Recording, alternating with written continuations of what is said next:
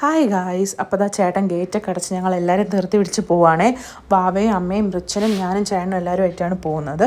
പോകുന്ന വഴിക്ക് അത്യാവശ്യം ട്രാഫിക്കും ഉണ്ടായിരുന്നു. നമ്മൾ പോകുന്ന വേറെ ഇടത്തേക്കല്ല, ഈസ്റ്റ് പോയിട്ടുള്ള ജോസ്കോയിലോട്ടാണേ.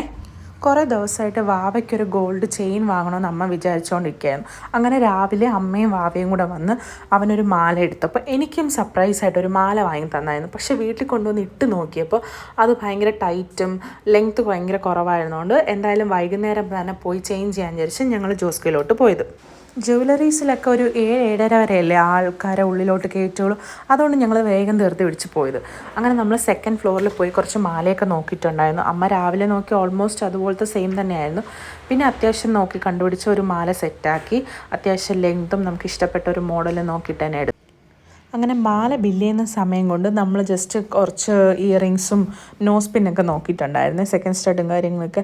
അങ്ങനെ ഒരു നോസ് പിൻ, ചെറിയൊരു നോസ് പിന്നും കൂടെ എടുത്തിട്ടുണ്ടായിരുന്നു. പണ്ടെപ്പോഴോ ജോസ്കോയിൽ ഒരു ഗോൾഡ് സ്കീമിന് ചേർന്ന ഒരു 1000 രൂപ ഡെപ്പോസിറ്റ് അവിടെ കിടപ്പുണ്ടായിരുന്നു. അതിലാണ് ഈ ചെറിയൊരു നോസ് പിന്നും കൂടെ സെറ്റാക്കിയത്. ബാക്കി അവർ ഈ മാല എടുക്കുന്നതുകൊണ്ട് അതിൽ കൂടെ ഡിസ്കൗണ്ടും ചെയ്ത് തന്നിട്ടുണ്ടായിരുന്നു. അപ്പം നമ്മൾ ബില്ലൊക്കെ ചെയ്ത് ഇറങ്ങാൻ നേരത്ത് അവർ ഷട്ടറൊക്കെ ഓപ്പൺ ചെയ്ത് തന്നു, എല്ലാം ക്ലോസ് ചെയ്തിട്ടുണ്ടായിരുന്നു, ലേറ്റായി. അങ്ങനെ വെളിയിൽ ഇറങ്ങിയതിന് ശേഷം വാവയും അമ്മയും കൂടെ എനിക്ക് മാലയും മുക്കുത്തി വാങ്ങിയതും കൂടെ ആയിട്ട് ഗിഫ്റ്റ് പോലെയൊക്കെ പിന്നെയും തരാണ്. അപ്പോൾ എനിക്ക് ഭയങ്കര സന്തോഷമായി, അവർക്ക് സന്തോഷമായി. അപ്പോൾ ഹാപ്പി ആയിട്ട് ഞങ്ങൾ വീട്ടിൽ പോയി. അത്രയേ ഉള്ളൂ. Tata, bye bye, see U.